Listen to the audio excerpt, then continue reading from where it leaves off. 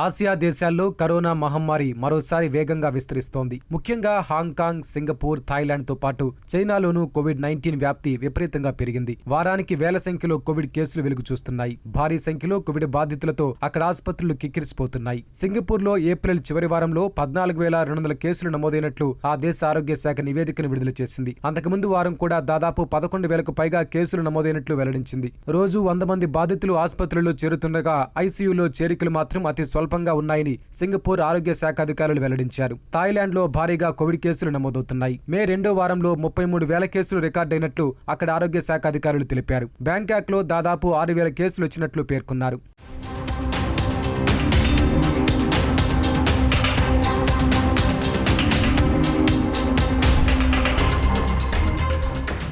హాంకాంగ్లోనూ Covid వ్యాప్తి విపరీతంగా పెరిగింది. 4 వారాల వ్యవధిలో కేసుల పాజిటివిటీ రేటు 6.21% నుంచి 13.66% పెరిగింది. అయితే హాంకాంగ్లో ప్రతి 6 నుంచి 9 నెలలకోసారి కోవిడ్ కేసులు వెలుగు చూస్తున్నట్లు అక్కడి వైద్యరంగ నిపుణులు చెబుతున్నారు. చైనాలో కూడా కోవిడ్ పాజిటివ్ కేసుల సంఖ్య క్రమంగా పెరుగుతున్నట్లు ఆ దేశ ఆరోగ్య శాఖ వెల్లడించింది. ఫ్లూ తరహా లక్షణాలతో గత కేసుల పాజిటివిటీ రేటు 7.8% నుంచి 16% పెరిగినట్లు పేర్కొంది. ఆసుపత్రిలో చేరుతున్న వారి సంఖ్య 3% నుంచి 6% పెరిగినట్లు చైనా ఆరోగ్య శాఖ వెల్లడించింది.